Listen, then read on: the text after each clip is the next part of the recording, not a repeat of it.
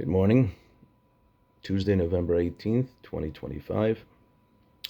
Today's podcast is titled Conspiracy versus Transparency, Carlton versus Kirk.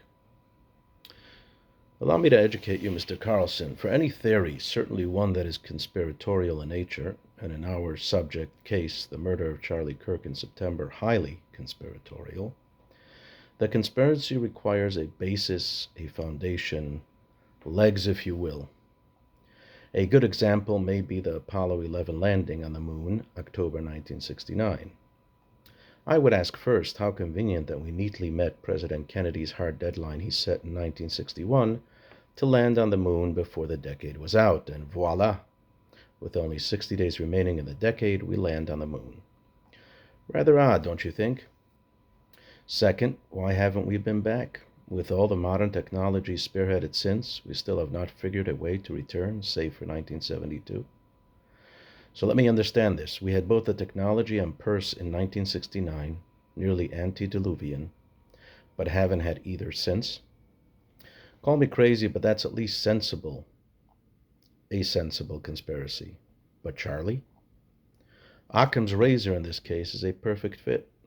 A young man, reared and raised in a fine upstanding middle-class home, seeped in Utoan Mormonism, enjoying utopian equanimity and bliss, is suddenly grabbed by the dark side, the Sitra Achra, otherwise known as University Campus, is defiled, degraded, dysphoric, and figuratively disemboweled, becomes a lunatic, heretic, and ultimately a depraved murderer, with the victim being an individual with whom he merely disagreed politically. It makes perfect sense to me.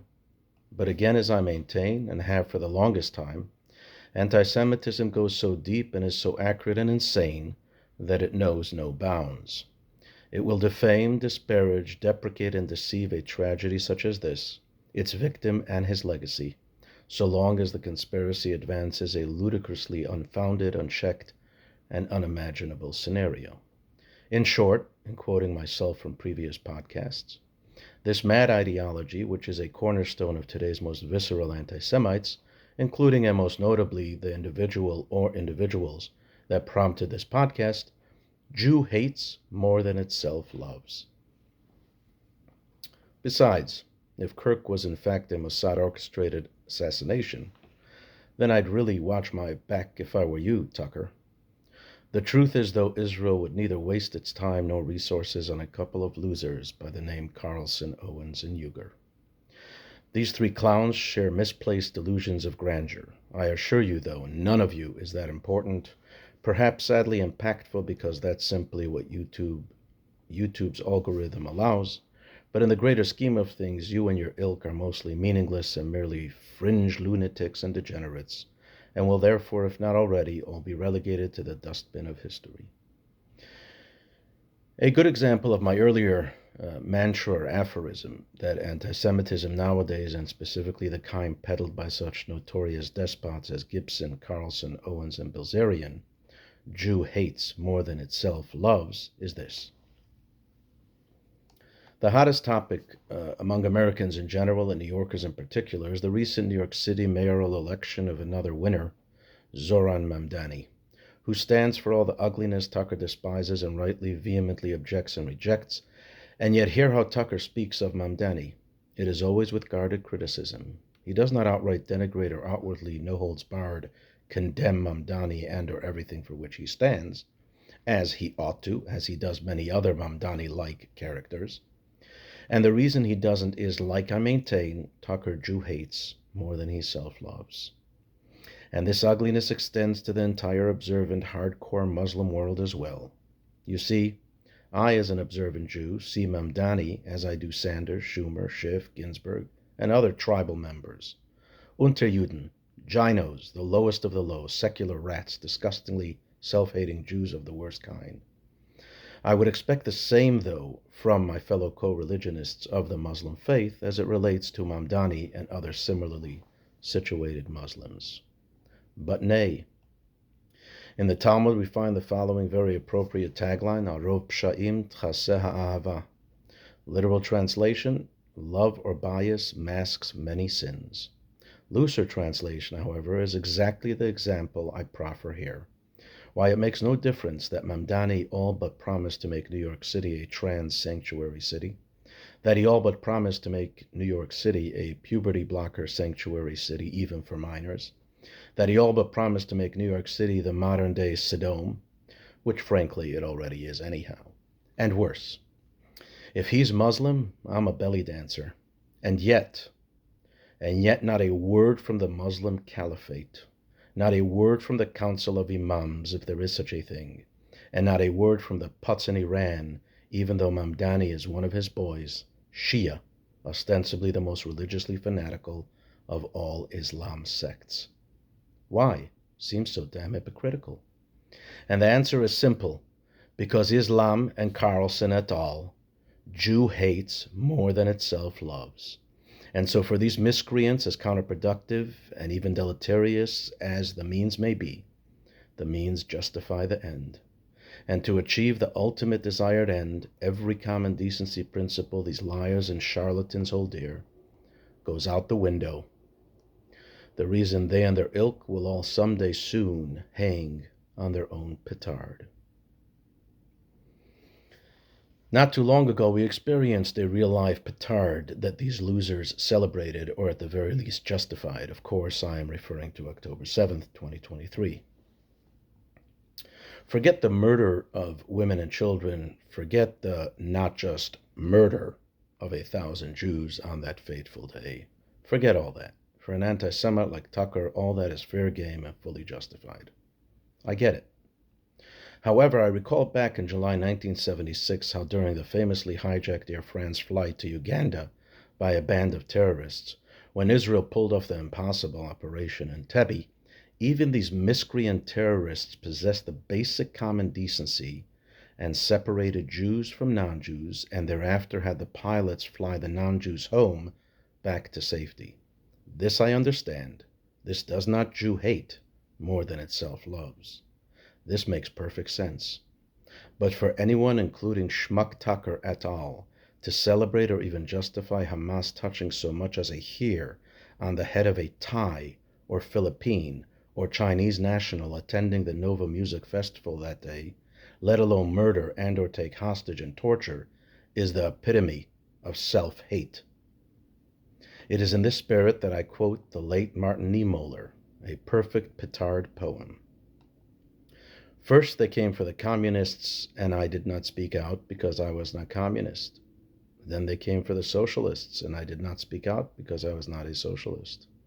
Then they came for the trade unionists, and I did not speak out because I was not a trade unionist. Then they came for the Jews, and I did not speak out because I was not a Jew. Then they came for me, and there was no one left to speak out for me.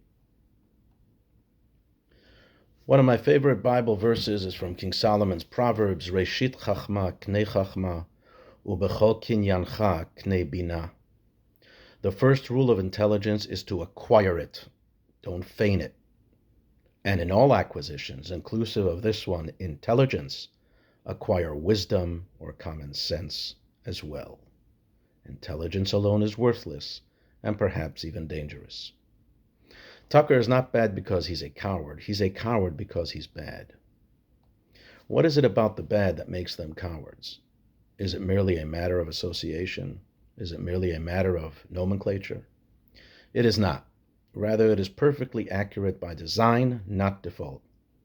The bad are cowards because the bad need not fear the bad, and neither need it fear the good, for the good hardly retribute. Certainly not for the mere crime of being bad.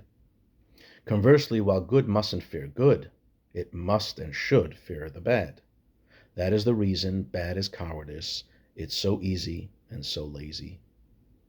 This doesn't only apply to Tucker and Candace, this applies to more than 50% of university student bodies.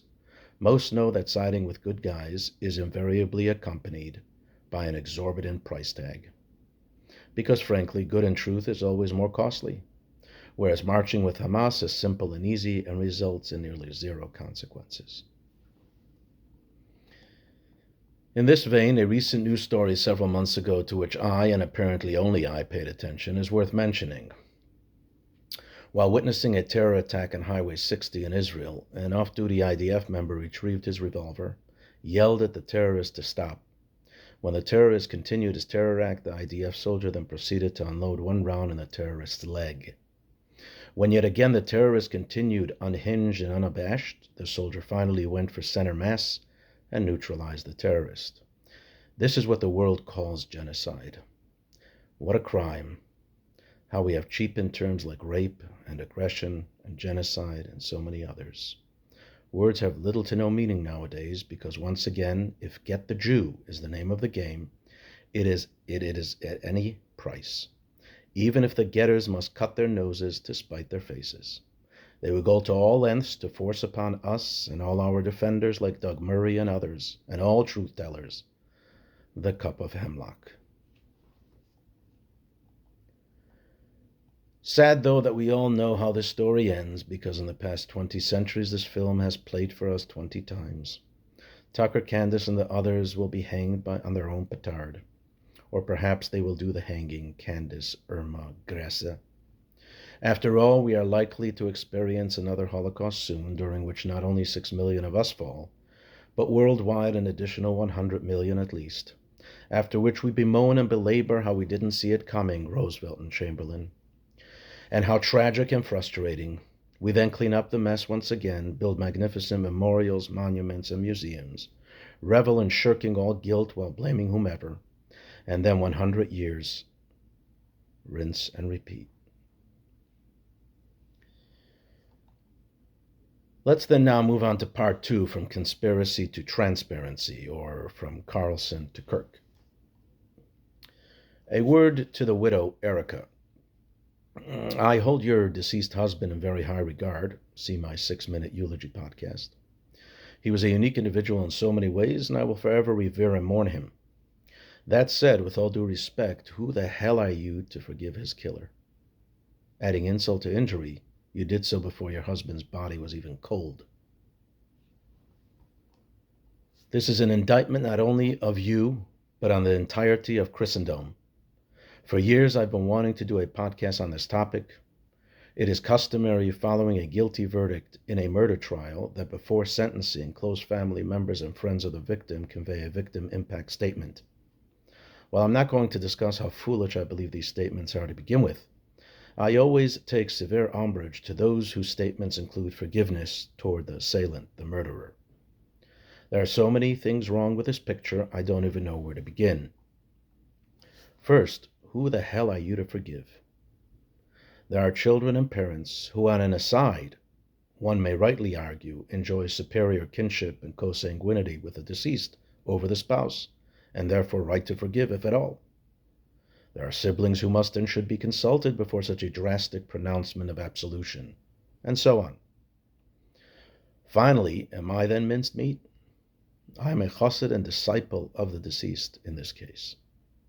Do I and millions of other Charlie lovers and admirers across the globe not reserve the right to decide whether to forgive and forget or not?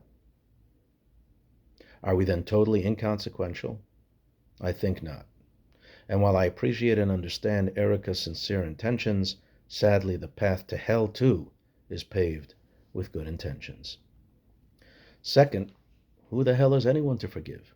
God is the only one that may forgive for something so egregious. I always thought that Matthew, Mark, and Colossians, the 3 primary New Testament sources for ideas like turning the other cheek, or love thy enemy, and similar balderdash, is not only wrong, but wicked. I'm glad Erica has presented the opportunity for me to finally get this off my chest. And while it is directed towards all of Christianity, she is no doubt the catalyst in this morass. Somehow we got this preconceived, warped notion that forgiveness is universal, that absolution is determinative or destined. While forgiveness may be a great gesture, it is not always and forever. This is the great wisdom of King Solomon in Ecclesiastes. There is truly a time and place for everything, even something as ugly as war. It must be earned. Well, forgiveness must be earned, as in the immediately following. Let me describe how Torah approaches forgiveness, penance, absolution, etc. Enter Talmud Tractate Yuma as follows. One who has violated a positive commandment, for example, a male above age 13 failed to don the customary tefillin phylacteries one day, or he did not hear the shofar on Rosh Hashanah, or failed to consume matzah on Passover, and repents, he does not advance until he is forgiven, which is Shakespearean speak for he is instantly forgiven. Obviously, this is in perfect line with common sense. After all, failure to do something good is not nearly as egregious as engaging purposefully in bad behavior, i.e., violation of a negative, as follows. Next, we have violation or transgression of negative commandments, which is divided into two categories as follows. First, one who has violated a misdemeanor or Class C felony negative commandment, for example, theft. Penance hangs in the balance, and only Yom Kippur forgives. In other words, even after repenting for his sin, he must still await Yom Kippur and engage in serious additional penance for a continuous 24-hour period, and only then shall he be forgiven. Second, he who transgresses on the worst category of negative commandments, those which punishment is either complete disassociation and or relegation to the death penalty, obviously referring to the harshest capital crimes like murder. Tshuva v'yom hakippurim tolin v'yisurin memarkin. Penance plus Yom Kippur are held at bay, hang in the balance, if you will, and only pain and suffering cleanses and absolves. Mr. Tyler Robinson, you cowardly bastard. This is just because Torah is just. All that Christian gobbledygook is just that, foolhardy nonsense or worse. Third and finally, where the hell has this Christian kindness and pretense of piety been for me and my people over 2,000 treacherous, hellish years? This Christian forgiveness nonsense is not only foolish, preposterous, pathetic, and wicked, it's fabricated, hypocritical, and completely insincere. It's all a masquerade, smoke and mirrors, nothing more. And so that there's no confusion or misunderstanding, allow me to clearly and unambiguously state the following relative to third above. We Jews, to begin with, have nothing for which to be forgiven by our Christian brothers and sisters. The Jews did not kill Christ. It's the first blood libel perpetrated by Emperor Constantine, and thereafter perpetuated by the Vatican and the Catholic Church via all the worst and most virulent and calamitous anti-Semitic popes, which was sadly the overwhelming majority. And even if 6 Jews had some quasi-indirect weak culpability therefore, it was 6, and it's been 2,000 years since. My argument is rather intended strictly from the Christian perspective that endorses such fiercely lethal stupidity. To them and it I say, where is your forgiveness toward the Jewish people?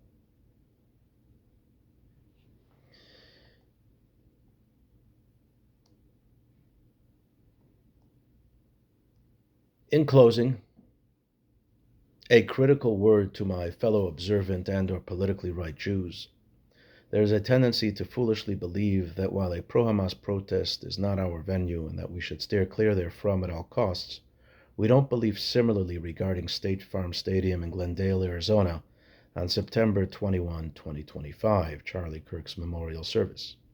We foolishly, even if not consciously, subconsciously believe, oh, the inhabitants of that event are our friends. Let me be the first to disappoint and advise that it is not even remotely close to the case. Remember this, the Jews are always screwed. We never catch a break. Sadly, too many, including Richard the Lionheart, reminded us that it is irrelevant that we're not part of the game and had nothing to do with it in the first place. That we will always be collateral damage only by design, not by default.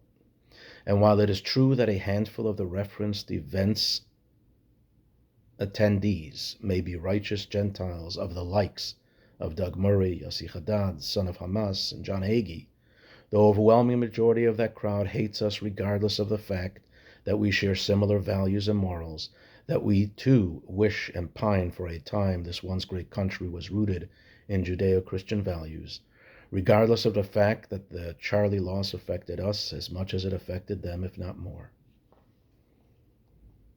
Sadly, all this is a frightening reminder to us Jews of how real and surreal Tom Cruise's quote in the movie titled A Few Good Men is.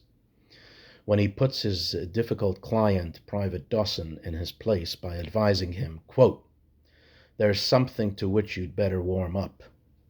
I'm the only friend you got." Unquote. So says the Lord thy God. In other words, whether we like it or not, Ein lanu al mi li'sha'en, ella al Avinu shebashamayim. We've got no one upon whom to lean, especially in dire times like these, except upon our Father who art in heaven. And that's not hyperbole.